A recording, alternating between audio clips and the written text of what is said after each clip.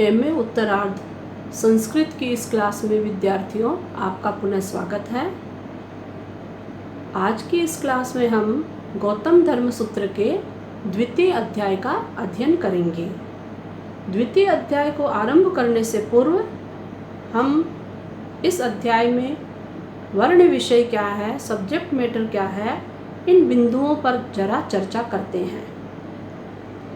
इस अध्याय में गौतम धर्म सूत्रकार ने उपनीत ब्रह्मचारी तथा अनुपनीत ब्रह्मचारी इन दोनों ही विद्यार्थियों के लिए आहार, विहार तथा आचरण संबंधी नियमों का उल्लेख किया है। उपनीत का अर्थ है जिसका उपनयन अर्थात यज्ञोपवीत संस्कार हो गया है, ऐसा ब्रह्मचारी, तथा अनुपनीत का अर्थ है जिसका अभी उपनयन संस्कार नहीं हुआ है। तो कुछ सूत्र हैं जिनमें अनुपनीत ब्रह्मचारी के क्या क्या कर्तव्य हैं उनके बारे में बताया है।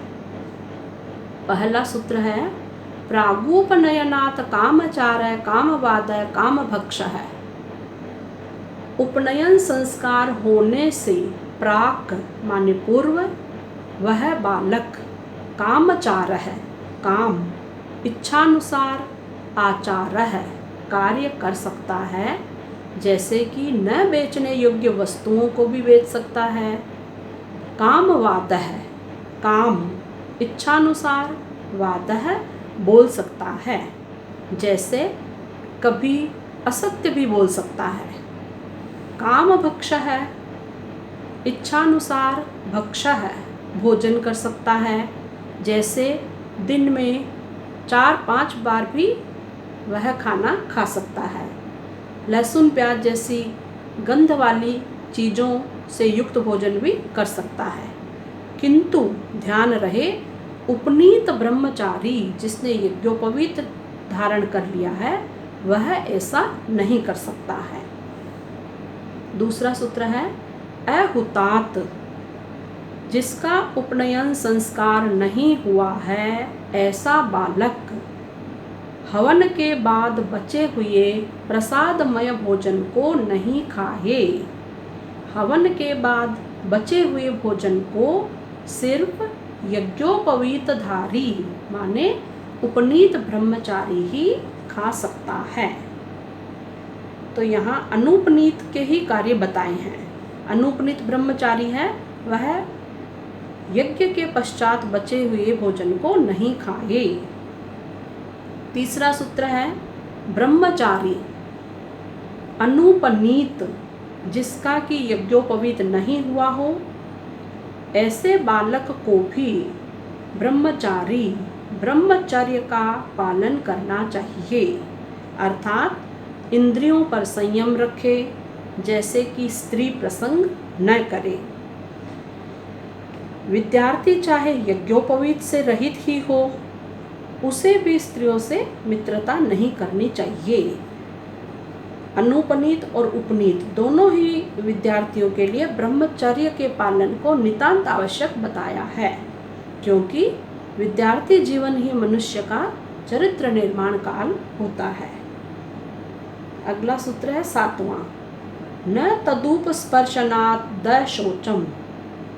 उस अनुपनीत विद्यार्थी बालक को अशोचम अर्थात अपवित्रता का दोष नहीं लगता, जैसे कि रजस्वला स्त्री के छू जाने व मलमूत्रादि का स्पर्श हो जाने या जूठे पदार्थ के हाथ लग जाने पर सामान्यतया वह व्यक्ति या बालक अशुद्ध माना जाता है, किंतु अनुपनीत बिना यज्ञोपवीत वाला बालक अशोच यानी उसे अपवित्रता का अशोच का दोष नहीं लगता है।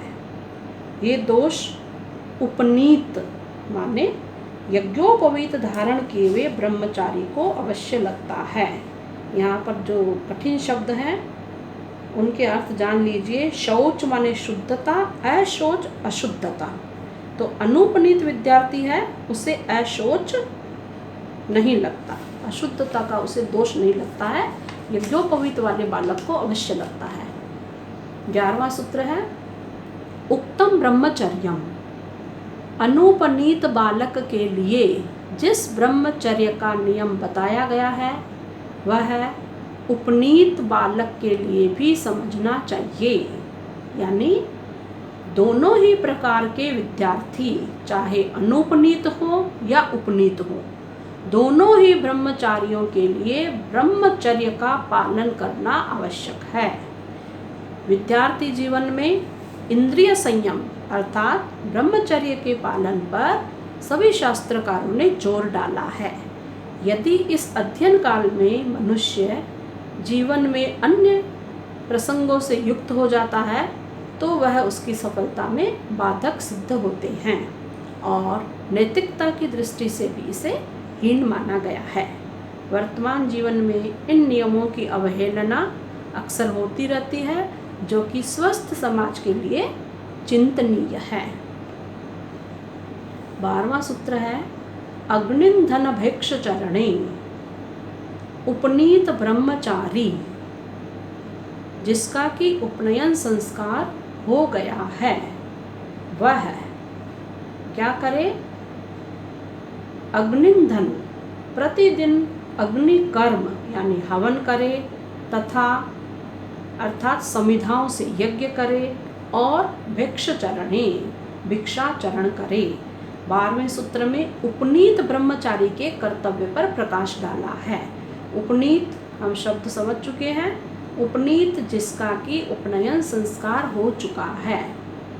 भिक्षाचरण, गृहस्थ जनों के घर से भोजन मांग कर लाए, फिर गुरु जी को प्रदान करे, तत्पश्चात उनकी आज्ञा पाकर भोजन ग्रहण करे। भिक्षचर्या से उस बालक में सहन शक्ति, त्याग, संयम व अनुशासन की भावना का विकास होता था। इसीलिए गुरुकुल प्रणाली में भिक्षचर्या के नियम को महत्वपूर्ण माना जाता था। 13वां सूत्र है सत्यम, उपनीत ब्रह्मचारी को सदैव सत्य ही बोलना चाहिए। पूर्व में हमने पढ़ा था अनुपनीत के कर्तव्यों में कि वह कामवाद है, चाहे जैसे इच्छानुसार बोल भी सकता है, अधिक बोल सकता है, कभी झूठ भी बोल गया तो पाप नहीं लगता। लेकिन ध्यान रहे जो उपनीत ब्रह्मचारी है यानी जो यज्ञोपवीत धारण कर चुका है, ऐसे ब्रह्मचारी को सत्यम, सदैव सत्य बोलना चाहिए। 14वां सूत्र है अपामुपस्पर्शनम, उपनीत माने यज्ञोपवीत धारी ब्रह्मचारी प्रतिदिन अप माने जल से, उपस्पर्शनम स्नान करे, उसके बाद ही भोजन आदि ग्रहण करे। 16वां सूत्र है बहि संध्यत्वम च, बहि गांव से बाहर ही उपनीत व्यक्ति सायंकाल एवं प्रातःकाल दोनों ही समय की संध्याएं करे। संध्या से अभिप्राय है पूजा व ईश्वर आराधना। इसके पश्चात आपका जो सूत्र है वो है 19वां वर्जयेन मधु मास गंध माल्य। ये काफ़ी बड़ा सारा सूत्र है, परिवाद भयानी। तो इस सूत्र में क्या है कि उपनीत ब्रह्मचारी को ये कुछ चीज़ें हैं, इनको सर्वथा अवॉइड करना है, इनका बिल्कुल वह त्याग करे, इन्हें अपने जीवन में नहीं अपनाए। देखते हैं क्या क्या चीज़ें हैं। ब्रह्मचारी को मधु माने शहद, मांस, चंदन आदि गंध, पुष्प, दिन में शयन, आँखों में काजल लगाना, शरीर के अंगों में तेल या सुगंधित लेप लगाना, रथ या गाड़ी की सवारी करना, जूता, छाता, काम, क्रोध, लोभ इन और मोह माने विवेक शून्यता, इन्हें त्यागना है। अधिक बोलना, वीणा आदि बजाना, आनंद के लिए स्नान करना, यानी स्नान तो करना ही है लेकिन आनंद के लिए स्विमिंग पूल में जाकर नहा रहा है घंटों, ये नहीं करना है।